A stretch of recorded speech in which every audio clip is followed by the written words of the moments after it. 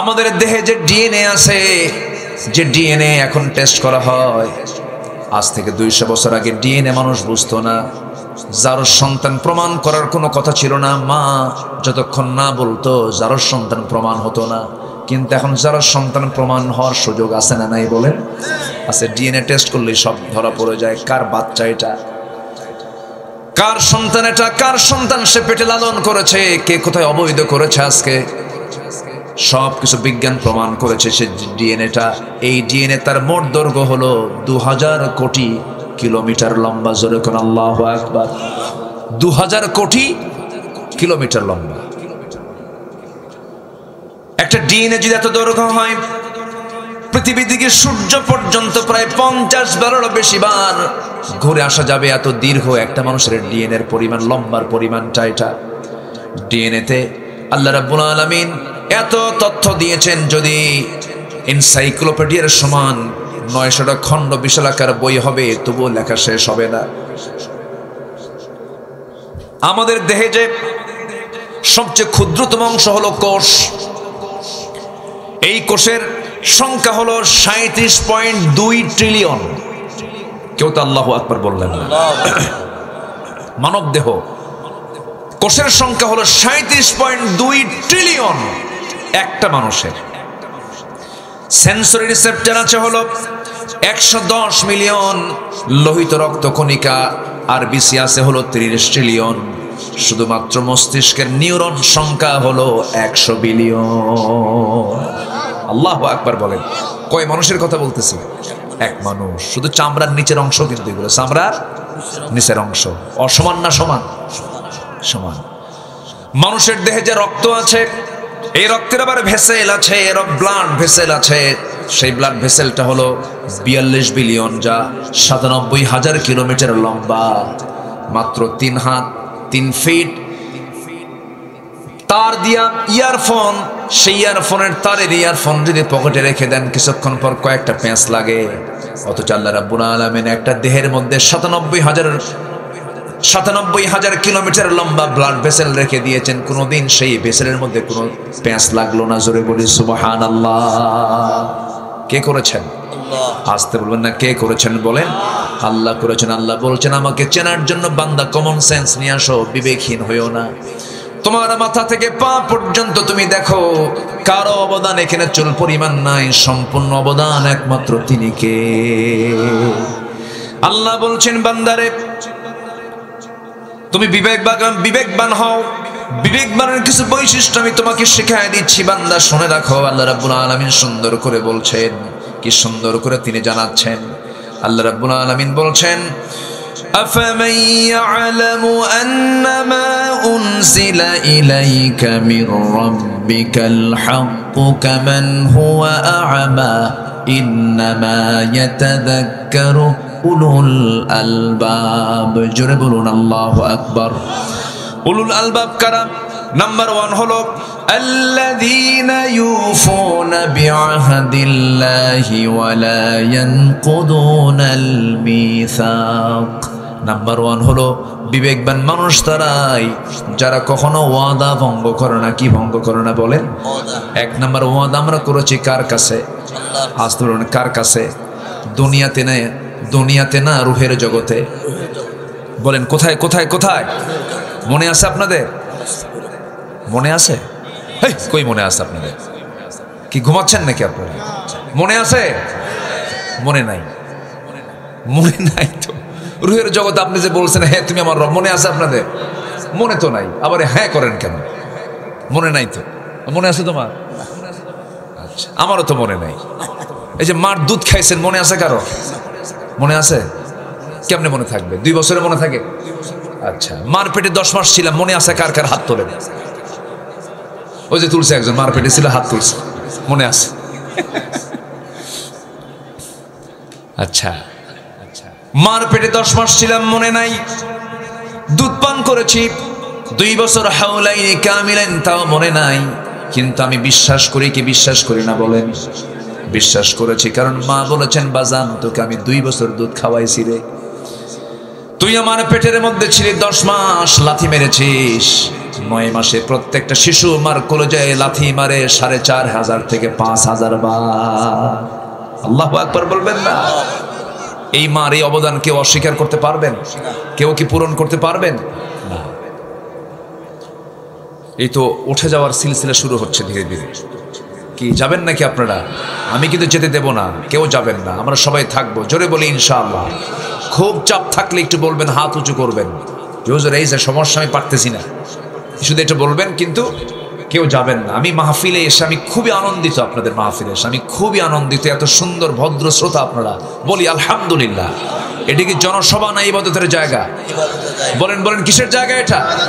ইবাদতের জায়গা। ইবাদত মনে করে থাকবেন, তাহলে সওয়াব পাবেন, অগণিত সওয়াব, অগণিত অগণিত অগণিত। আল্লাহু আকবার বলেন। এগুলো বুঝবো মরার পরে। বসেন। আমার বন্ধুগণ, সেই মার পেটের ভিতরে আমি ছিলাম, লাথি মেরেছি, মার পেটে গিয়ে মার কলিজায় গিয়ে আঘাত লেগেছে। আল্লাহ পাক বলেন, প্রত্যেকটা মাকে আমি আল্লাহ মুজাহিদের সমান সব তার আমলনামায় লিখে দেই। আল্লাহ সব ক্ষেত্রে উদার। কিন্তু দুঃখজনক হলো, সত্য মার প্রসঙ্গ যখন চলে এলো, আল্লাহ রাব্বুল আলামিন জাহান্নামের মধ্যে আবার দাগি দাগে আসামিকে গর্তের মধ্যে ঢুকাবেন। গর্তগুলো ভয়ঙ্কর গর্ত, গাই নামক গর্ত আছে, ওয়াইল নামক গর্ত আছে। তার মধ্যে একটা শ্রেণী হলো যারা দুনিয়ার জিন্দেগিতে বাপ মাকে যারা ভাত দেয় না, বাপ মার সঙ্গে যারা ভালো আচরণ করে না, বাপ মাকে যারা সময় দেয় না, বাপ মাকে যারা খেদমত করে না, যারা বাপ মার মনে হৃদয়ে কষ্ট দেয়, আল্লাহ বলছেন আমি আল্লাহ তাদেরকে জাহান্নাম শুধু নয় জাহান্নামের গর্তের মধ্যে ঢুকাবো। এমন লোক বুঝি জিনায় দাহে নাই?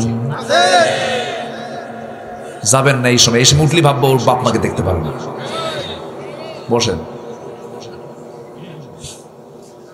কি বাপ মাকে দেখতে? আচ্ছা বলেন তো, মা বড় না বউ বড়? ভালো করে চিন্তা করে কবেন, বইয়ের দিকে আগে মনে করবেন, এরপরে কবেন। ভালো করে বলেন, মা বড় না বউ বড়? মাহফিলে মা বড়, বাড়িতে বউ বড়? হ্যাঁ, আমার বন্ধুগণ, লেগেছে গন্ডগোল, হয়তো ভুল বোঝাবুঝি হয়েছে প্রায়। কিন্তু প্রত্যেকটা সংসারে আমার দেশে দেখা যায় শাশুড়ির সঙ্গে ছেলে বউয়ের যুদ্ধ লাগে। লাগে না? লাগে না? যুদ্ধ লাগে। এই যুদ্ধ মিটাবে কে বলেন? আল্লাহ। আল্লাহর কথা কইছে। এই দ্বন্দ্বের সমাধান তো অবশ্যই করতে হবে। অনেক সময় লাঠি দিয়া পিটায় বউকে সোজা করেন না, না, আবার মাকে ধমক দেন, তাও করা যাবে না। এগুলো ঠিক না কখনো। মার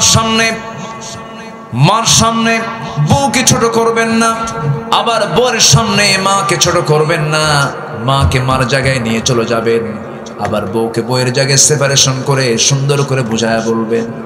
মাকে বলবেন সুন্দর করে, মা আমার এটা তোমার একমাত্র ছেলে বউ, তোমার মেয়েকে তুমি বিয়ে দিয়েছ, অন্যের ঘরে চলে গেছে, তাকে নিজের মেয়ের মতো মনে করো। আবার বউটাকে বলবেন, আমার বউ, মা তো বুড়ি হয়ে গেছে, কয়েকদিন পর মরেই যাবে, আমি তার পেটে ছিলাম, তোমার কত প্রাণপ্রিয় স্বামী আমি, দয়া করে আমার মার সঙ্গে তুমি খারাপ আচরণ করতে যেও না। সে খুশি হলে আমি খুশি হব, সে খুশি হলে আমার আল্লাহ খুশি হয়ে যাবেন। সুন্দর করে বুঝাবেন। কিন্তু মার চোখের সামনে বউকে ছোট করবেন না, আবার বউয়ের চোখের সামনে মাকে ছোট করা যাবে না। ব্যালেন্স করতে হবে। আমার ভাইয়েরা, এমনও সন্তান বাংলার জমিনে আছে, সন্তান হয়ে মাকে থাপড়ায়, সন্তান হয়ে বাবাকে থাপড়ায়, লাঠি দিয়ে পিটায়। এমনকি এমন প্রচন্ড সন্তানও আছে, নরাধম আছে, নিজের সন্তান হয়ে বাপকে খুন করে সম্পত্তির নেশায়। আছে না নাই? ওর জন্য সোজা জাহান্নাম না জান্নাত? সোজা কোথায়? জাহান্নাম। আমার বন্ধুগণ, এই দুনিয়াতে আমি এসেছি ফরজ লঙ্ঘিত কোনো গুনাহ আমার জীবনে বাস্তবায়ন করা যাবে না। ফরজ লঙ্ঘিত কোনো গুনাহ করলে পরে তার জন্য জাহান্নাম বরাদ্দ হয়ে যাবে।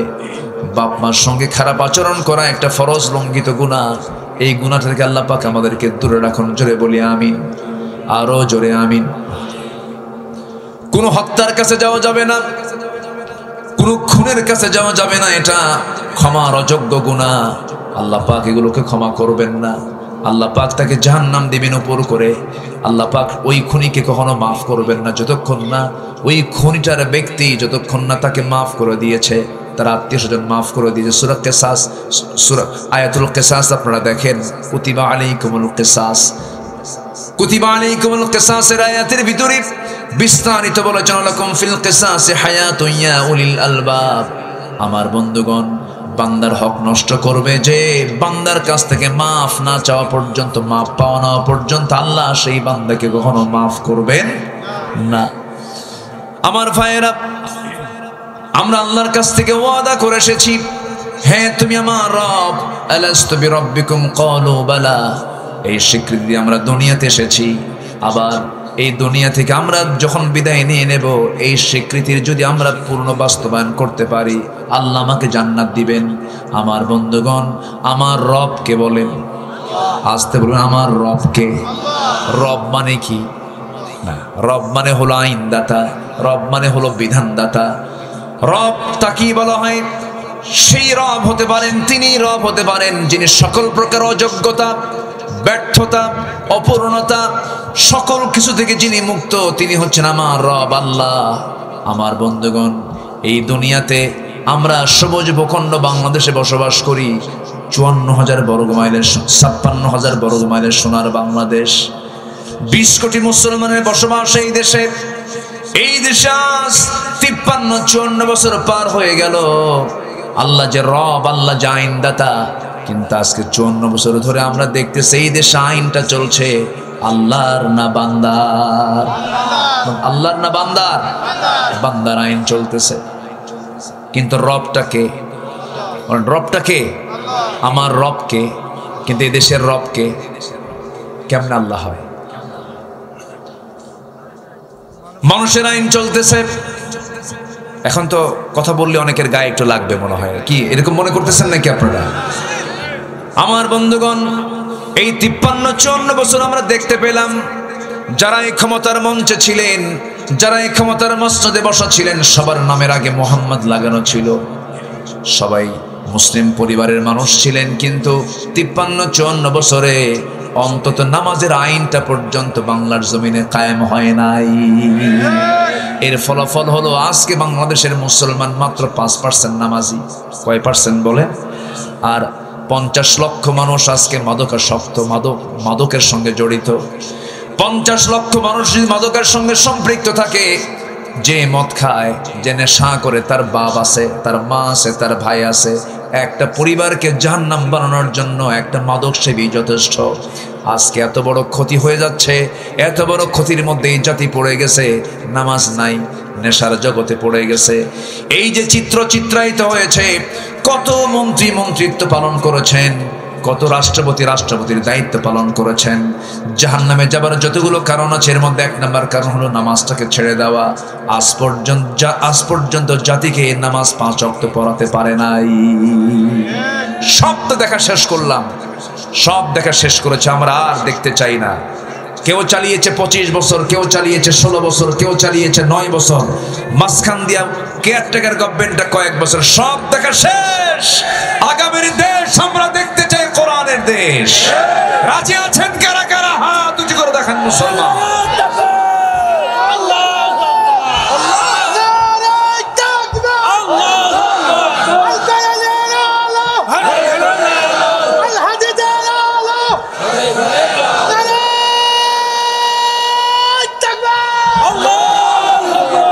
আল্লাহ কবুল করুন, জোরে বলি আমিন। একটু পিছনে বসেন, হ্যাঁ, জোরে বলি আল্লাহুম্মা আমিন। তাহলে আগে, সবার আগে আমরা কার ওয়াদা পূরণ করব? আসতে বলবেন না, কার ওয়াদা পূরণ করব? আল্লাহ বলেছেন, তুমি কি, আমি কি তোমার রব নই? আলাস্তু বিরাব্বিকুম, আমি বলেছি ক্বালু বালা, হ্যাঁ তুমি আমার রব। কিন্তু আজান শুনলে মসজিদে যাই না কেন? কি কথা কি বুঝতেছেন? সবাই কি নামাজ পড়তে রাজি আছেন? সবাই কি নামাজ পড়তে রাজি আছেন? কয় ওয়াক্ত নামাজ? কয় ওয়াক্ত নামাজ? এটা হাত তুলে দেখানো যাবে কি? জোরে বলি ইয়া আল্লাহ। আরো জোরে ইয়া আল্লাহ। আমাদেরকে 5 ওয়াক্ত সালাত আদায় করার তৌফিক তুমি আল্লাহ দিয়ে দাও। জোরে বলি আমিন, আরো জোরে আমিন। হাত নামান। বউ যদি নামাজ না পড়ে কি করবেন? বউ যদি নামাজ না পড়ে কি করবেন? দাওয়াত দিও কাম হয় না, তাও পড়ে না, কি করবেন? আরেকজন কয় মার্ডার করবো, মার্ডার। এ তো লক্ষণ খুব খারাপ দেখতেছে। মাহফিলে মা বোন আছে না নাই? আছে।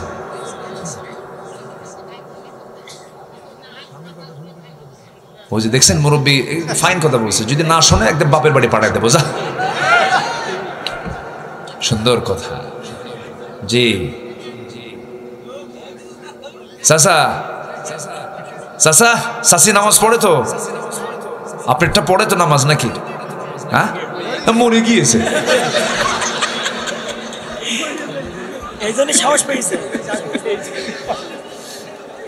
বউকে মারা কি এত সহজ? বউকে মারা সহজ না। যারা কইছে মারতে হবে, মার্ডার করতে হবে, ওরা বিয়ে করে নাই। বউ মারা এত সহজ না। বউ মারতে যাবেন আপনি? বউ তো বিশাল, ও তো মানে বউ তো একটা দারোগা। রাস্তায় চলছেন বউকে সাথে নিয়ে, যদি আপনার নজর যদি কোনো মহিলার দিকে যায় আর ও যদি টের পায় একবার আপনি চেয়েছিলেন কয়েক সেকেন্ড, জাহান্নাম শুরু হবে, জাহান্নাম। সারাদিন কিছু কমে না। সন্ধ্যার সময় যখন ডাক দিবেন, সুইটি ঝর্ণা এক গ্লাস পানি আনো তো, খাও তোমার সুইটি। কি তুমি চায় থাকো আরেক দিকে, তুমি আমারে ডাকো না, আগে নজর ঠিক করো। কি ঠিক আছে কিনা বলেন? হ্যাঁ, বউ মারা এত সহজ না। বউ তো মারার বিষয় না, বউ হচ্ছে আদরের বিষয়। কে বলেছে বউ নামাজ পড়বেন? অবশ্যই নামাজ পড়বে, আদর দিবেন, সুন্দর করে শিখাবেন, বুঝাবেন, বলবেন একই ছাদের নিচে দুনিয়াতে থাকলাম, আমরা একই ছাদে জান্নাতেও থাকতে চাই। সুন্দর করে বুঝাবেন, একটু কাঁদবেন, একটু নামাজে দাঁড়াবেন, কবরের কথা মনে করে দিবেন। আমার নবীজির প্রথম দাওয়াত ছিল আম্মা জান খাদিজার কাছে। জোরে বলি সুবহানাল্লাহ। প্রথম দাওয়াত দেব আমরা কোথায় বলেন? বাড়িতে, স্ত্রীর কাছে আগে দাওয়াত দেব। কে বলেছে বউ শুনবে না কথা? যদি নামাজ না পড়ে সুন্দর করে বুঝায় বলবেন 4টা কারণে স্বামী তার স্ত্রীকে শাসন করতে পারবেন, তবে এই শাসন কিন্তু সেই শাসন না। আমার মায়েরা, ভয় পাওয়ার কোনো কারণ নাই। 4টা কারণে আপনি স্বামী তার স্ত্রীকে শাসন করবেন। নাম্বার 1 যদি নামাজ না পড়ে, নাম্বার 2 হলো যদি রোজা না রাখে, নাম্বার 3 হলো স্বামীর বৈধানুগত্য যদি না করে। বৈধানুগত্য এই জন্য বললাম, ফেরাউন মার্কা স্বামীও কিন্তু আছে জমিনে। আসতে বলবেন না, আছে না নাই? ফেরাউন মার্কা স্বামী হলে পরে ওই স্বামীর আনুগত্য করা যাবে না, বরং সেই সময় ওই মহিলার জন্য আসিয়ার মতো ভূমিকা পালন করতে হবে। আসিয়া স্বামীর মহাব্বতে নয়, আল্লাহর মহাব্বতে জীবন দিয়েছেন। স্বামীর অবৈধ আনুগত্যের কাছে তিনি কখনো মাথা নত করেন নাই। দুনিয়া থেকে বিদায় নিয়েছেন। আমার মায়েরা শোনেন কথাগুলো। অনেক মা বোন আজকের মাহফিলে আসছেন, মাদেরকে বলবো আপনার মডেল হবেন আসিয়া, আপনার মডেল হবেন মারিয়াম, আপনার মডেল হবেন খাদিজা, আপনার মডেল হবেন আম্মা জান আয়েশা সিদ্দিকা রাদিয়াল্লাহু তাআলা আনহা। এদেরকে ফলো করবেন, এদের আদর্শকে লালন করবেন, ফাতিমার আদর্শকে লালন করবেন। ফাতিমা দুনিয়া থেকে বিদায় নেবেন, স্বামীকে ডাক দিয়ে বলবেন, স্বামী আমার দুনিয়া থেকে বিদায় নেব, মনে হয় আমার জানাজা যেন দিনের বেলা না দিয়া রাতের বেলা যেন জানাজা দেওয়া হয়। দিনের বেলা জানাজা দিলে পরে লক্ষ লক্ষ মানুষের সমাগম হয়ে যাবে, আমার পর্দার খেলাফ হয়ে যাবে। আমি চাই না আমার মৃত্যুর পর আমার লাশ সবার সামনে রাখা হোক। আমি কতটুকুন লম্বা, কতটুকুন মোটা চিকন, এটা মানুষ অনুমান করবে, আমার পর্দার খেলাফ হয়ে যাবে। রাতের বেলা কয়েকজনকে ডাক দিয়ে আমার জানাজার কাফন দাফন করে দিবেন। ফাতিমা দুনিয়া থেকে বিদায় নিলেন আমার নবীর ইন্তেকালের মাত্র 6 মাস পরে। অল্প বয়সে তিনি দুনিয়া থেকে বিদায় নিয়েছেন। এর মূল কারণ ছিল শিবে আবু তালেবের না খায়া খায়া পেটের নাড়িগুলো শুকে গিয়েছিল, দুরারোগ্য রোগে আক্রান্ত হয়ে পড়েছিলেন। ফাতিমা যখন দুনিয়া থেকে বিদায় নিলেন, আবু যার গিফারি একজন পাগল সাহাবী, নবীর প্রেমের পাগল সাহাবী, নবীর পরিবারের পাগল সাহাবী। আবু যার গিফারি রাতের বেলা স্বপ্নের মধ্যে দেখতে পেলেন নবীজি তাকে বলছেন, আবু যর, আমার কলিজার টুকরা ফাতিমা নাই, ফাতিমার জন্য সুন্দর করে তার কবরের ব্যবস্থা করো, জানাজার আয়োজন করো। রাতের বেলা কেউ জানে না। আবু যার গিফারি রাদিয়াল্লাহু তাআলা আনহু আলী রাদিয়াল্লাহু আনহুর বাড়িতে এসে দরজায় কোরআন এনে বলছেন, ভাই আলী দরজা খোলো, তুমি আমাকে সংবাদ দাও নাই, কিন্তু রাসূল আমাকে সংবাদ দিয়ে জানিয়ে দিয়েছেন ফাতিমার দুনিয়াতে নাই। রাসূল জানিয়ে দিয়েছেন আমি যাচ্ছি কবর খনন করতে, তুমি সব আয়োজন সম্পন্ন করো। কবর খনন করতে গেছেন বেশি জন না, কয়েকজনকে জানানো হয়েছে রাতের বেলায় কাফন দাফন হয়ে যাবে। জানাজা পড়াচ্ছেন সাইয়েদনা আলী, স্বামী তারা জানাজা পড়াচ্ছেন। ওইদিকে কবর খনন করতে গেছেন আবু যার গিফারি, কবরকে লক্ষ্য করে বলছেন, কবর রে, আজকে তোর মধ্যে আমি যাকে রাখতেছি কলিজার টুকরা হাসান হুসাইনের মা, বিশ্বনবীর কলিজার টুকরা ফাতিমা, খাতুনে জান্নাত ফাতিমা, কবরদার কবর তুই এই ব্যক্তিটার সঙ্গে, এই নারীর সঙ্গে কখনো অসম্মানজনক আচরণ করবি না। আবেগ আপ্লুত হয়ে কথাগুলো বলছিলেন। সিরাত গ্রন্থে আসছে এই জাতীয় কথা যখন তিনি বলতেছিলেন, উনি ভাবতেই পারেন না কবর থেকে কোন আওয়াজ আসবে।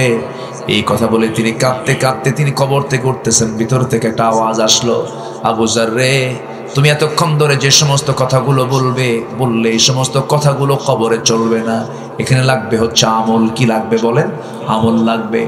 আমল যদি ভালো হয়, আমল যদি ভালো হয়, আমল যদি নেক হয়, কোনো সমস্যা নাই, কবর সে শান্তির জান্নাতের ফ্লেভার পেয়ে যাবে। আর আমল যদি খারাপ হয়, পৃথিবীর এক প্রান্তের মাঠে অপর প্রান্তে চলে যাবে, অপর প্রান্তের মাঠে অপর প্রান্তে চলে গিয়ে রক্ত হাড় মাংসগুলোকে সব মাটির সঙ্গে একাকার করে দেওয়া হবে। এই জায়গায় আমল ছাড়া কোনো কিছু চলে না। আল্লাহু আকবার। আবু যার গিফারি ওই যে তিনি ওই কবর থেকে উঠে দাঁড়িয়ে ওই যে সংসারে বিরাগী হয়ে পড়েছিলেন, জীবনের সংসার জীবনে ফিরতে পারেন নাই, তিনি আল্লাহর জিকির করতে করতে দুনিয়া থেকে বিদায় নিয়ে চলে গেছেন। আমার মায়েরা এই জন্য সেই ফাতিমার মতো, সেই খাদিজার মতো, সেই আসিয়ার মতো জীবন যাপন আপনাকে শিখতে হবে, করতে হবে। আসিয়া আলাইহিস সালাতু ওয়াস সালাম দুনিয়া থেকে বিদায় নিচ্ছেন, স্বামী এসে বলতেছে, আসিয়া শুনলাম তুমি নাকি কালেমা পড়েছো। তিনি বলেন, কালেমা আপনি শুনবেন কেন? আপনি দেখেন লা ইলাহা ইল্লাল্লাহ। সঙ্গে সঙ্গে আসিয়ার উপরে বিশাল বড় পরীক্ষার পাথর জমা হয়ে গেল। বলতেছে, আসিয়া তুমি কি জানো এই রাষ্ট্রের রাষ্ট্রপতি আমি, তুমি আমার বিরুদ্ধে ভেটো দেওয়া মানে তোমার জীবনকে শেষ করে দেওয়া। আসিয়া বলছেন, স্বামী আপনি আমার, কিন্তু আমার রব সবার উপরে, আমার রবকে খুশি করতে গিয়া দুনিয়ার সব ছাড়বো, কিন্তু আমার রবকে ছাড়বো না, কারণ ওয়াদা করেছি কার সাথে? আল্লাহ পাক বলছেন, আল্লাযীনা ইউফুনা বিআহদিল্লাহ, যারা আল্লাহর সঙ্গে যারা ওয়াদা পূর্ণ করবে তারা হচ্ছে উলুল আলবাব, তারা হচ্ছে বিবেকবান। জোরে বলি আল্লাহু আকবার। সাইয়্যিদুনা আসিয়া আলাইহিস সালাতু ওয়াস সালাম, সাইয়্যিদাতুনা আসিয়া আলাইহিস সালাতু ওয়াস সালাম তিনি কি করলেন? স্বামীকে ডাক দিয়ে বলছেন, স্বামী আমার, দুনিয়া থেকে বিদায় নেব, কিন্তু বাতিলদের সঙ্গে আমি আপোষ করব না। শেষ পর্যন্ত জল্লাদ তার সামনে রেডি হয়ে গেছে। জল্লাদ হাতের মধ্যে জল্লাদ কি বলে করাত নিয়ে দাঁড়ায় গেছে। শেষবারের মতো ফেরাউন বলছে, আছে এই যে করাত দিয়ে তোমাকে 2 টুকরা করা হবে, তুমি কি বলবে বলো? আসিয়া বলছেন, আমার স্বামী আপনি আমাকে মৃত্যুর হুমকি দেখাচ্ছেন, আর আল্লাহ তাআলা আমাকে 8টা জান্নাতের দরজা দেখায় দিতেছে। জোরে বলি সুবহানাল্লাহ। সঙ্গে সঙ্গে কি করা হলো? করাত দিয়ে জল্লাদকে সামনে বসায় দেওয়া হলো। এবার করাত তার কপালে ঠেকিয়ে দেওয়া হলো। আসিয়া আলাইহিস সালাতু ওয়াস সালাম কোনো কিছু কি পরোয়া করলেন না, কারণ কার সঙ্গে ওয়াদা করেছেন, কার সঙ্গে ওয়াদা হয়ে গেছে। সঙ্গে সঙ্গে তিনি বলছেন, ও আল্লাহ, মৃত্যুর দুয়ারে আমি দাঁড়িয়েছি, আল্লাহ আমার মৃত্যু হয়ে যাবে মনে হয়। সেই সময় তিনি একটা হৃদয় উজাড় করানোর দোয়া করেছিলেন। সেই দোয়াটা আল্লাহ রাব্বুল আলামিন খুব সুন্দর করে কবুল করে, তিনি হচ্ছেন তাওরাত কিতাবের অনুসারী। তার নবী ছিলেন মূসা আলাইহিস সালাতু ওয়াস সালাম, অথচ সে আসিয়ার দোয়াটা আল্লাহ রাব্বুল আলামিন চয়েস করে শ্রেষ্ঠ কিতাব কোরআনে কারীমের মধ্যে সূরা তাহরিমে কোট করে দিয়েছেন। জোরে বলি সুবহানাল্লাহ। তিনি সেই সময় দোয়া করেছিলেন, মৃত্যুর পূর্বে আবেগ জড়িত কণ্ঠে, আবেগ মাখা কণ্ঠে তিনি একটা দোয়া করেছেন। সেই দোয়াটা হলো, রব্বি বিনিলি ইনদাকা বাইতান ফিল জান্নাতি ওয়া নাজ্জিনি মিন ফিরআউনা ওয়া আমালিহি আল্লাহ তুমি আমার জন্য বানায় দিবা বুয়ুতুন অনেক ঘর, বাইতুন এক ঘর, তুমি আমাকে একটা ঘর শুধু বানায় দিবা, জান্নাতে বেশি ঘর চাই না, সে একটা ঘর অবশ্যই হওয়া উচিত ইনদাকা তোমার কাছে, অর্থাৎ তোমার ঘরের দেওয়ালের সাথেই সেই ঘরটা তুমি আল্লাহ আমারে বানায়া দিবা। তাহলে বলেন তাদের ওয়াদা কি তারা ভঙ্গ করেছেন নাকি? আর আমরা সামান্য এক প্যাকেট বিড়ির প্যাকেট পেলে পরেই আমাদের ইমান বেঁচে খাই, ঠিক কিনা? অথচ জান্নাত তিনি পাওয়ার জন্য দুনিয়াকে তিনি তুচ্ছ করে, স্বামীকে মাইনাস করে, সংসারের জীবনকে মাইনাস করে তিনি আল্লাহর সান্নিধ্যে চলে গেলেন, বাতিল শক্তির কাছে মাথা নত করলেন না। এটাই হচ্ছে আল্লাহর সঙ্গে ওয়াদা পূর্ণ করা। নাম্বার 2 হলো সাধারণ যে অঙ্গীকারগুলো আছে, সে অঙ্গীকার যারা নষ্ট করবে তারা আল্লাহর বিবেকহীন বান্দা হয়ে যাবে। বিবেকবান বান্দা কখনো ওয়াদা ভঙ্গ করতে পারে না। আমার ভাইয়েরা, আল্লাহ রাব্বুল আলামিন সুন্দর করে বলছেন আল্লাযীনা ইউফুনা বিআহদিল্লাহি ওয়া লা ইয়ানকুদুনাল মিসাক। নাম্বার 3 হলো ওয়াল্লাযীনা ইয়াসিলুনা মা আমারাল্লাহু বিহি আইয়ুসালা ويخشون ربهم ويخافون سوء الحساب। নাম্বার 3 হলো যারা আল্লাহর সঙ্গে সম্পর্ক যারা বজায় রাখে, আল্লাহর সঙ্গে সম্পর্ক কন্টিনিউ করার জন্য কয় ওয়াক্ত নামাজ বলেন? আসতে বলুন না, কয় ওয়াক্ত নামাজ? খাবার খেতে হয় আমাদের দেশে কয় বেলা? খাবার না খেলে শরীর সুস্থ না অসুস্থ হয়? অসুস্থ হয়ে যায়। পানি পরিমিত না পান করলে কিডনি ভয় পেয়ে যায়।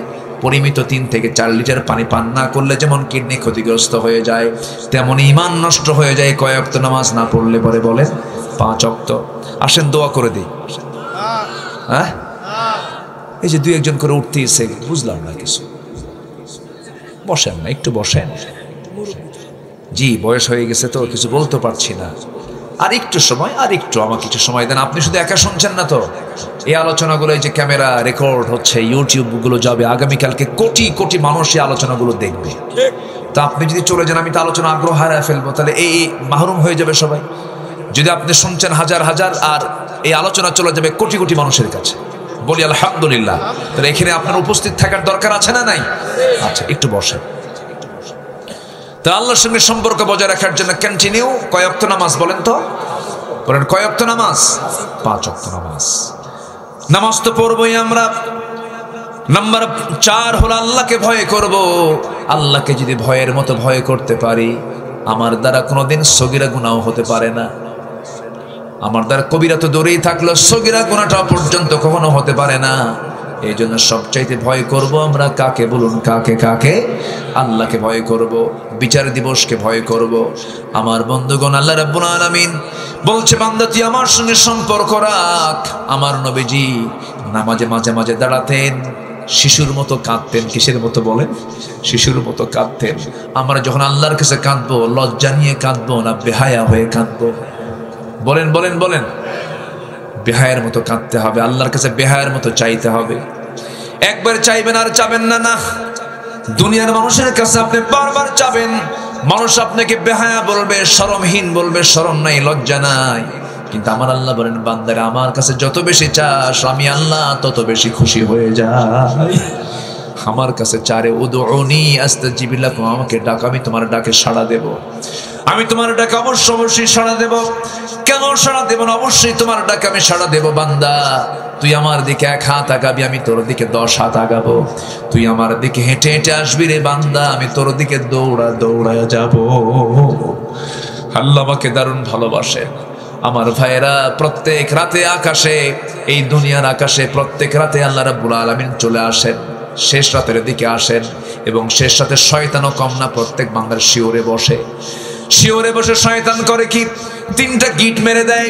3টা গিট মেরে দিয়ে সে চুপ মেরে থাকে। 3টা গিট মেরে দেয়। রাসূল বলেন সেই 3টা গিট যদি তোমরা ছুটাতে চাও, তোমরা 3টা আমল করো, শয়তানের 3 গিট ছুটে যাবে। নাম্বার 1 হলো, প্রথম গিট যদি ছুটাতে চাও, ওই সময় শয়তান 3টা গিট মেরে আবার ওয়াজও করে, আলাইকা লাইলুন তাফিল, আলাইকা লাইলুন তাফিল, তোমার জন্য রাতটা বড় লম্বা, তোমার জন্য রাতটা বড় লম্বা, ঘুমাও। ওই সময় যদি বান্দা সেই শয়তানের ওয়াজটাকে যদি গ্রহণ না করে, যদি ঘুম থেকে যদি তার পিঠটাকে সরায় নিয়ে যদি বসে পড়ে, ঘুম থেকে উঠে যে বসে পড়লো, শয়তানের একটা গিট ছুটে গেল। সুবহানাল্লাহ বলেন। রাসূল শিখায়া দিচ্ছেন। কে শিখায়া দিচ্ছেন? রাসূল শিখায়া দিচ্ছেন। আবার যখন সে বিছনা থেকে উঠে যখন ওযু করার জন্য যখন ওযুর প্রস্তুতি নিয়ে নিল, ওযু শেষ হওয়ার সঙ্গে সঙ্গে আরেকটা গিট ছুটে গেল। যখন বান্দা ওযু সম্পূর্ণ করে যখন মসজিদের দিকে রওনা করে দিল, প্রত্যেকটা কদমে কদমে নেকি লেখা শুরু হয়ে গেল। বান্দা যখন নামাজ শুরু করে দেয়, শয়তানের 3 নাম্বার গিটে ছুটে চলে যায়। 24 ঘন্টা শয়তান ওই বান্দার কাছে এসে ওয়াসওয়াসা দেওয়ার সাহস পায় না। জোরে বলে সুবহানাল্লাহ। সবাইকে 3 গিট ছুটাবেন কি কোন দিন থেকে? বলেন কোন দিন থেকে? আজকের থেকে। জোরে বলি ইনশাআল্লাহ। আমার বন্ধুগণ, এই শেষ রাত্রি আবার আমার আল্লাহ নিজে আসেন, নিজেই তিনি ডাকেন। কাকে ডাকেন? কাকে ডাকেন বলেন? আমাকে আমাকে আমাকে ডাকেন। চিন্তা করা যায় কে ডাকেন? কে ডাকেন? আল্লাহ ডাকেন। এটা কি ভাগ্যবানের বিষয় না? বলেন তো, ভাগ্যের বিষয়। আমাকে ডাকেন, আমি আব্দুল্লাহ আলামিন আমাকে ডাকেন, এই ভাইকে ডাকেন, আপনাকে ডাকেন, গোটা দুনিয়াবাসীকে ডাক দিয়ে বলছেন আলা মিন মুস্তাগফিরিন ফাগফির লাহ ফিস সামাঈদ দুনিয়া। দুনিয়ার আকাশে আসেন। আমার আল্লাহ তাআলা যে দুনিয়ার আকাশে আসেন, তিনি তো দুনিয়ার আকাশে থাকেন না। তার অবস্থানটা হলো, মূল জায়গাটা হলো আরশে আজিম। যার আরশে আজিমটা 1 আকাশ নয় 7 আকাশের উপরে। জোরে বলেন সুবহানাল্লাহ। আল্লাহ বলছেন বান্দা আমি 7 আকাশ থেকে প্রথম আকাশে আসি, 6 আকাশ পেরিয়ে প্রথম আকাশে এসে আমি তোকে বলি তুই আমার কাছে মাফ চা, আমি তোকে মাফ করে দেব।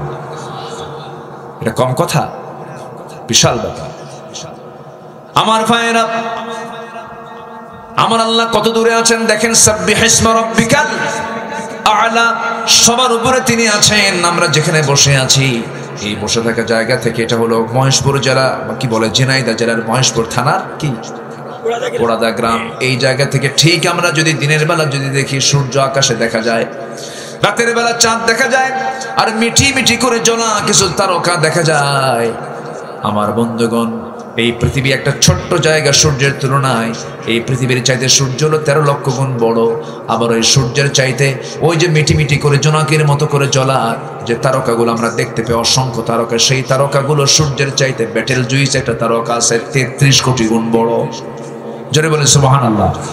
আবার বেটেল জুইসের মতো একটা দুইটা তারকা নয়, সুপারনোভা, আড্রা, বেটেল জুইস, এরকম করে প্রক্সিমা সেন্ট্রাই সহ যত তারকাগুলো আছে একটা দুইটা নয়। প্রত্যেকটা গ্যালাক্সির ভিতরে কোটি কোটি বিলিয়ন বিলিয়ন তারকা আল্লাহ রাব্বুল আলামিন রেখে দিয়েছেন। কোটি কোটি গ্যালাক্সির ভিতরে মহাশূন্যের মধ্যে আল্লাহ পাক সেটা ঝুলায় রেখেছেন। জোরে বলেন সুবহানাল্লাহ। এমনও কিছু তারকা আছে যে তারকারা আজ পর্যন্ত দুনিয়াতে আসেই নাই, এত দূরে সেই তারকা। আমার বন্ধুগণ, মানুষ সূর্যের কাছে যেতে পারবে না, কারণ সূর্যের তাপমাত্রার কাছে মানুষ জ্বলে পুড়ে সারখার হয়ে যাবে। চাঁদের দেশে মানুষ গেছে, চাঁদের কোনো তাপ নাই, এই জন্য চাঁদের দেশে মানুষ যেতে পেরেছে। ওই চাঁদের দেশে সফর করলো মানুষ, মঙ্গল গ্রহে গেছে মানুষ। কিন্তু মানুষ যদি চিন্তা করে চাঁদ দেখলাম, মঙ্গল গ্রহ দেখলাম, একটু আমরা তারকার দেশে যাব, তারকা তো আরো দূরে। পৃথিবীর সবচেয়ে নিকটবর্তী তারকার নাম হলো প্রক্সিমা সেন্ট্রাই। প্রক্সিমা সেন্ট্রাই যদি কেউ যেতে চায়, দুনিয়ার কোনো যানবাহনে চড়ে যেতে পারবে না, তবে চেষ্টা করলে করতে পারে নভোযান দিয়া। পৃথিবীর সবচেয়ে লেটেস্ট নভোযান হলো অ্যাপোলো 11, যার ঘন্টার গতি হলো 39,000 কিলোমিটার। 39,000 কিলোমিটার মানুষ বানাইছে এই সমস্ত নভোযানগুলো। ওই নভোযানে যদি চড়ে যদি রওনা দিয়ে দেয়, ওই প্রক্সিমা সেন্ট্রাই নামক পৃথিবীর সবচেয়ে নিকটবর্তী তারকার দেশে তারা যেতে সময় লাগবে ঘন্টা 39,000 কিলোমিটার বেগে। সময় লেগে যাবে 1,15,000 বছর মাত্র। যাবেন কারা কারা? হাত তোলেন। কি কথা কি বুঝতেছেন আপনারা? আমি আজকে মনে হয় একটু আপনাদের কষ্ট দিচ্ছি বেশি না? আমি খুব ডিপ আলোচনায় আজকে চলে গেছি। আমি আজকে সায়েন্স নিয়ে, বিজ্ঞান নিয়ে কথা বলতেছি। কি আপনারা কি কষ্ট পাচ্ছেন নাকি আপনারা? তাহলে বলেন তো, আমি বাঁচবো কয়দিন? 60 থেকে 70-80 বছর।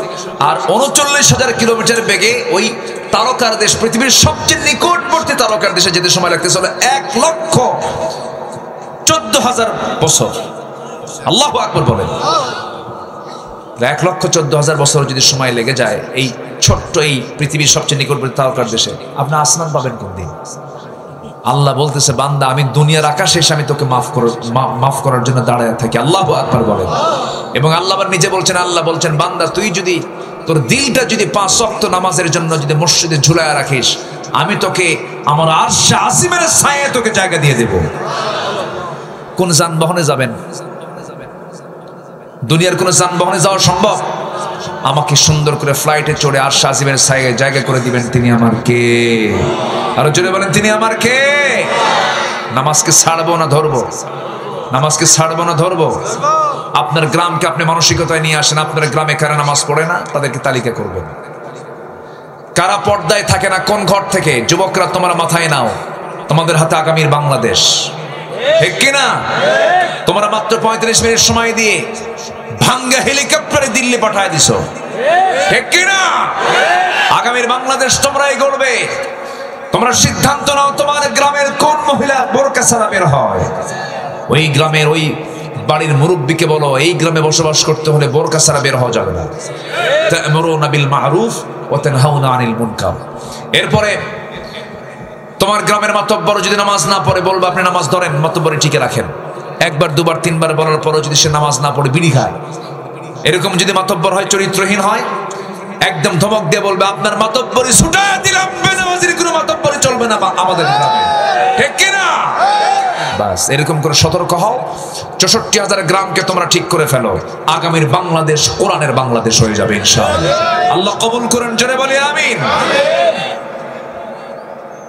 কষ্ট পাচ্ছেন মনে হয়? বিবেকবান কারা? 9টা বৈশিষ্ট্য আছে যার ভিতরে। কয়টা বৈশিষ্ট্য বলেন? আমি কেবল 4টা বলেছি, আরো 5টা আছে। নুরু, ওয়াজ কি শেষ না শুরু?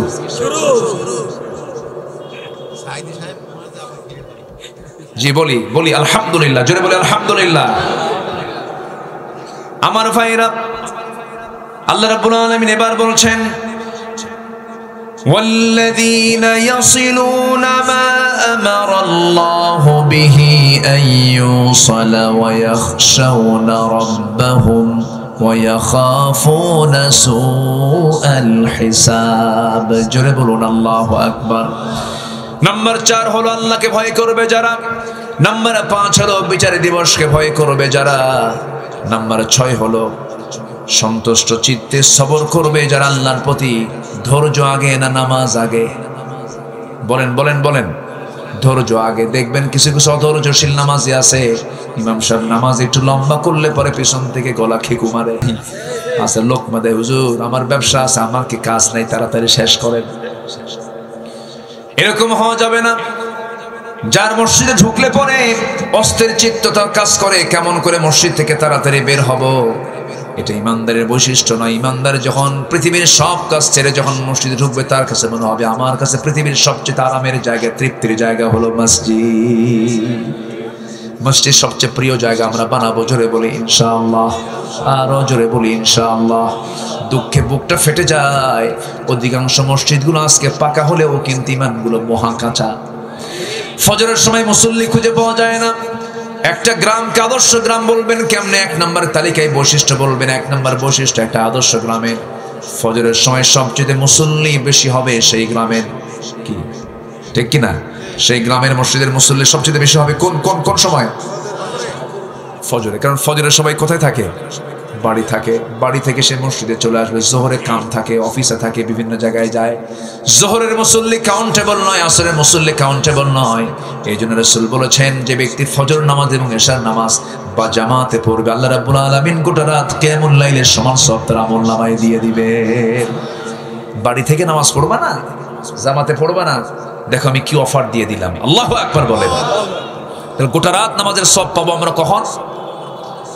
বলেন ফজর এবং এশার নামাজ কোথায় গিয়ে? জামাতে গিয়ে নামাজ পড়বো। জোরে বলি ইনশাআল্লাহ। জামাতে নামাজ পড়তে হবে। জামাতে নামাজ পড়ার জন্য রাসূল তাকিদ দিয়েছেন। আমার নবীজির কাছে এক অন্ধ সাহাবী এসে বলছে, হুজুর আমি অন্ধ মানুষ, চোখে দেখি না, আমি কি জামাতে নামাজ পড়বো নাকি? রাসূল বললেন, তুমি কি একা একা যেতে পারো নাকি? হ্যাঁ যেতে পারি। রাসূল বলেন, তবু তুমি জামাত ছাড়বে না, তবু জামাতে নামাজ পড়বা। জোরে বলেন সুবহানাল্লাহ। আমার বন্ধুগণ, সবর থাকতে হবে, ধৈর্য থাকতে হবে। ধৈর্য আবার 3 প্রকার। আস-সাবরু আলা তাআহ, আস-সাবরু আনিল মাসিয়া, আস-সাবরু আলাল ইকদার। এই 3টার সমন্বয় হলো ধৈর্য। ধৈর্য আছে যার ইমানটা টিকবে তার। কিছু কিছু লোক আছে এত ধৈর্যহীন, বউয়ের সঙ্গে গন্ডল হলে পরে তালাকের কথা মুখে আনে, আসে না নাই বলেন? কিছু হইলেই তালাক, কিছু হইলেই তালাক। সেদিন এক মহিলা আমারে ফোন দিয়ে বলে, হুজুর আমার স্বামী তো সকাল সন্ধ্যা তালাক দেয়, আমি কি আসি না নাই? কি কথা কি বুঝতেছে? আমারে কয়, হুজুর আমার স্বামী সকালে তালাক দেয়, বিকেলও তালাক দেয়, আমি কি আসি না নাই? কন্ত এরকম কিছু বেকুব আছে না নাই বলেন তো? কিছু হইলেই তালাক মারে।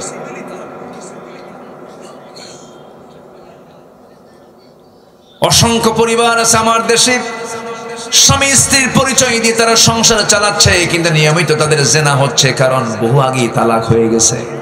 আছে না? আসতে বলবেন না, আছে না নাই? এটা কি ধৈর্য না অধৈর্য বলেন? অধৈর্য। অধৈর্য থাকবে যার, তার মধ্যে ইমান টিকবে না, ইমান টলমল হবে, ইমানটা হেরে যাবে, ভেঙে যাবে। এই জন্য ধৈর্যের পরিচয় আমরা দেব। ইমানদার হবে ধৈর্যের পিরামিড। ইমানদার কি হবে? ধৈর্যের পিরামিড হবে। ইমানদারের কথা হবে ধৈর্যশীলের কথা, ইমানদারের চলাফেরা হবে, ইমানদারের সমস্ত কিছু হবে সম্পূর্ণ ব্যতিক্রম। ইমানদার ব্যক্তি হবে পৃথিবীর মধ্যে সবচেয়ে শ্রেষ্ঠ ভালো বান্দা। তাদের আচরণ হবে শ্রেষ্ঠ, তাদের কথা হবে শ্রেষ্ঠ, তাদের সব হবে ব্যক্তিত্ব সম্পন্ন তারা হবে। ব্যক্তিত্বহীন কখনো ইমানদার হতে পারে না, ঠিক কিনা আমার ভাইয়েরা? নাম্বার 7 হলো আল্লাহ রাব্বুল আলামিন বলেন, والذين صبروا ابتغاء وجه ربهم وأقاموا الصلاة وأنفقوا مما رزقناهم سرا وعلانية ويدرؤون بالحسنة السيئة أولئك لهم عقبى الدار। জোরে বলুন আল্লাহু আকবার। নাম্বার 7 হলো যারা নামাজ কায়েম করবে। নামাজ কায়েমের সংগ্রাম কিন্তু সহজ কাজ নয়। নামাজ আদায় করা সহজ। আপনাকে আমেরিকার প্রেসিডেন্টও আপনাকে মানা করবে না নামাজ পড়তে। ইংল্যান্ডও আপনাকে নামাজ পড়তে মানা করবে না। নরেন্দ্র মোদী আপনাকে নামাজ পড়তে বাধা দেবে না। কিন্তু আপনি যখন বলবেন এই ভূখণ্ডে আমি নামাজ কায়েম করতে চাই, নামাজ কায়েমের সংগ্রাম করতে চাই, তখন আপনাকে জঙ্গির মামলা দিয়ে আপনাকে জেলখানায় ঢুকাবে, ঠিক কিনা? 16 বছর তারা করেছে এমন কিছু। এই 16 বছর তারা দেশ শাসন করেছে। শাসন না শোষণ। আসতে কবে না, শাসন না শোষণ, শান্তি না জুলুম। শান্তি না জুলুম? জুলুম করেছে, খাইছে বেশি, এত শোষণ করছে মশার মতো। কিছু কিছু মশা আছে দেখবেন বেহুশ হয় খাইতে নিয়ে। মশা আছে না? কিছু মশা আছে না? ওর কি হায়াত কমে না বাড়ে? বলেন বলেন। কমে যায়। যে বেশি খায় তার হায়াত কি কমে যায়। আর কিছু মশা আছে খুব স্ট্যান্ডার্ড, আপনি টের পাওয়ার কোনো কায়দাই নেই, এত সুন্দর করে খায়া চলে যায়, আপনি টেরই পান নাই। আর আছে না এরকম? আছে না? আছে। ওর অপারেটিং সিস্টেমটা খুব সুন্দর। মশা আপনার চামড়ায় যখন পড়ে তখন কিন্তু ডাইরেক্ট অ্যাকশনে যায় না। আগে মশাটা পড়ার পর আগে চামড়ার চতুর্পাশে যেখানে হুল ফুটাবে তার চতুর্পাশে অ্যানেস্থেসিয়া করে। অ্যানেস্থেসিয়া হচ্ছে মেডিকেলের ভাষায় হলো অবশ। কি করে? অবশ করে। অ্যানেস্থেসিয়া করে চতুর্দিকে অবশ বানায়। এরপর আস্তে আস্তে করে সে তার হুলটা ফুটায় দেয়, যেন রক্ত শোষণে যেন সলিমুদ্দিন না টের পায়। টের পাইলেই তো থাপ্পড় খাইলে শেষ হয়ে যাবে। কথা বোঝেন নাই? করে কি আস্তে করে হুলটা ফুটায় দেয়। আগে অবশ করে, হুল ফুটায় দিয়ে পরিমিত যদি খায় ভালো। আবার কিছু কিছু মশা আছে স্যাঁচরা, এমন খাওয়া খায় ওর গায়ের ওজনের ডাবল ওজন হয়ে যায়, আর উঠতেই পারে না। মানে ওই যে পাখা যে আছে, পাখার ধারণ ক্ষমতার বাইরে ওজন হয়ে গেছে, তখন আর পারে না, তখন ওখানে শীত হয়ে পড়ে। তো এই যে 16 বছর যারা ছিল এরা বেশি খাওয়া রক্ত মশার মতো, ঠিক কিনা বলে? খাইছে কম না খাইছে বেশি? খাইছে বেশি, মরছেও তাড়াতাড়ি। শেষ, একদম শেষ। কম করা করছে ওরা, আকাম কুকাম তো কম করে নাই। আল্লামা সাইদির মতো মানুষকেও তারা ছাড়ে নাই। জেলখানায় ছিলেন, আমরা তাও সান্ত্বনা নিয়েছিলাম যে উনি একদিন বের হবেন, এই বাগানে এসে কথা বলবেন। একটা আশা ছিল, একটা আশার সঞ্চার করেছিলাম আমরা। সব ফিরে আসলো, কিন্তু উনি আর ফিরলেন না। জেলখানা থেকে চিকিৎসার নাম করে একটা নাটক তৈরি করে দিল্লির প্রেসক্রিপশনে হসপিটালে ভর্তি করায়া তাকে পরিকল্পিতভাবে বিষ প্রয়োগ করে তাকে হত্যা করা হয়েছে। এই হত্যার বদলা আমাদের নিতে হবে। সেই বদলা হলো এই জমিন আল্লাহর দিন কায়েম করা, ঠিক কিনা? তার 1000 বছরের লালিত স্বপ্ন এটাই ছিল, তার সারা জীবনের লালিত স্বপ্ন এটাই ছিল। সম্মানিত ভাইয়েরা, এবং সাথে সাথে এটাও জানিয়ে দিতে চাই, তার হত্যার সঙ্গে যে টিম জড়িত আছে তাদের অবিলম্বে গ্রেফতার করে চূড়ান্ত শাস্তি নিশ্চিত করা হোক। রাজি আছেন কারা কারা? হাত উঁচু করে দেখা।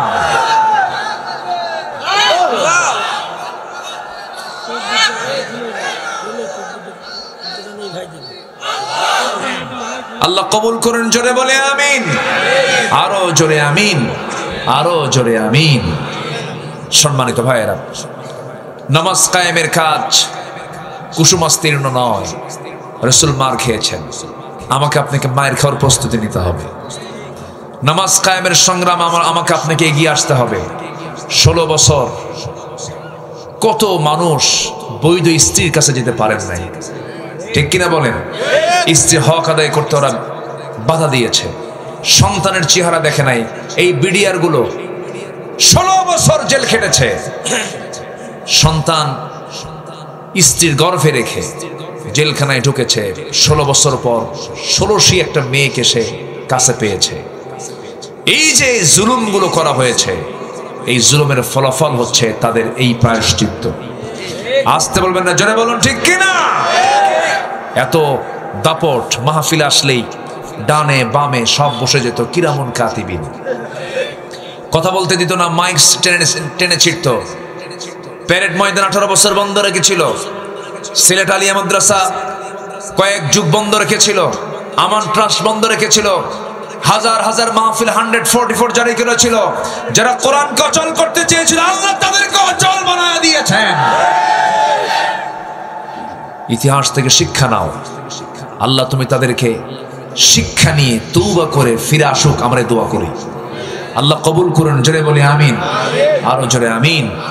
সম্মানিত ভাইয়েরা, 9টা বিষয় শেষ করতে পারেনি, এদিকে ভাবতেছে আপনাদের কষ্ট হচ্ছে কিনা জানি না। আচ্ছা, নাম্বার 8 হলো দান করতে হবে গোপনে এবং প্রকাশ্যে। আল্লাহ বলছেন তুমি যদি দান করো, মা তুনফিকু বিয়ামিনি, বাম হাত জানে নাই ডান হাত কি দিয়েছে, এরকম গোপন দান তুমি যদি করতে পারো, আমি আল্লাহ আরশ আজিমের ছায়ায় তোমাকে মেহমান বানাবো। জোরে বলি সুবহানাল্লাহ। আমরা আল্লাহকে পেতে চাই না? আল্লাহকে চাই কিনা বলেন? আল্লাহ আমাকে চান, আমরা আল্লাহকেও চাই। আল্লাহ যেন এই দুই চাওয়া যেন আল্লাহ পাক এক করে দেন। জোরে বলি আমিন, আরো জোরে আমিন। নাম্বার 9 হলো ভালো কাজের দ্বারা মন্দ কাজকে প্রতিহত করা। কি? ভালো কাজের দ্বারা মন্দ কাজকে প্রতিহত করা। যদি আপনার জীবনে কোনো মন্দ কাজ হয়ে যায়, একটা ভালো কাজ করে বলবেন, আল্লাহ ওই মন্দ কাজটা করছিলাম, এই ভালো কাজ করে তুমি আমাকে উত্তম জাযা তুমি আল্লাহ দিয়ে দাও। আল্লাহু আকবার বলো। এইভাবে আমরা চলবো, পরিবারকে দ্বীনের উপরে চালাবো।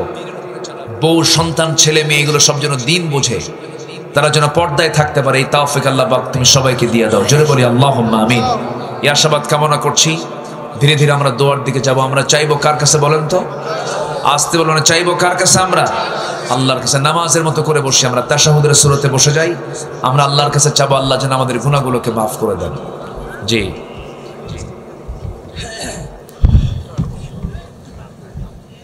সবাই বলে সুবহানাকা আল্লাহুম্মা ওয়া বিহামদিকা আশহাদু আল্লা ইলাহা ইল্লা আনতা আস্তাগফিরুকা ওয়া আতুবু ইলাইকা। চিৎকার মেরে বলি, আল্লাহ আমার জীবনের সগীরা কবিরা, ছোট বড় সব গুনাহ তুমি আল্লাহ মাফ করে দাও। ধারণ করার শক্তি দাও গো মেহেরবান, আমায় দাও গো মেহেরবান। কি ধৈর্য ধরার দরকার আছে না? একটু বসেন বসেন। ধৈর্য ধারণ করার শক্তি দাও গো মেহেরবান, আমায় দাও গো মেহেরবান। বুকের ভেতর ব্যথার নদী বইছে অবিরাম, বইছে বইছে অবিরাম। আধার আমার আলো দিয়ে কানাই কানাই দাও ভরিয়ে, আধার আমার আলো দিয়ে কানাই কানাই দাও ভরিয়ে। অন্তর জোড়ে দাও গো প্রভু অন্তর জুড়ে দাও গো প্রভু ভোরের পাখির গান, বুকের ভেতর ব্যথার নদী বইছে অবিরাম, বইছে বইছে অবিরাম। ফাগুন কেড়ে নেয়া চতর আষাঢ় করে দাও, গাছ গাছালির শীতল ছায়ায় জীবন ভরে দাও, আমার জীবন ভরে দাও। আমার ধুধু মরুর দেশে দাও গো জোয়ার ভাটার শেষে, আমার ধুধু মরুর দেশে দাও গো জোয়ার ভাটার শেষে। পারাবারের বাউরি বাতাস, পারাবারের বাউরি বাতাস আমায় করো দান, বুকের ভেতর ব্যথার নদী বইছে অবিরাম, বইছে বইছে অবিরাম। ধৈর্য ধারণ করার শক্তি দাও গো মেহেরবান আমায়, দাও গো মেহেরবান।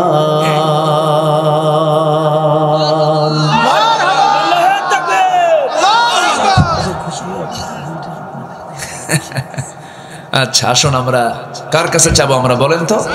আল্লাহর কাছে আমরা চাবো, আল্লাহ যেন আমাদের গুনাহগুলোকে মাফ করে দেন। আমি দোয়া চাই সবার কাছে, সবাইকে আমার জন্য দোয়া করবেন যে আসুন আমরা আল্লাহর কাছে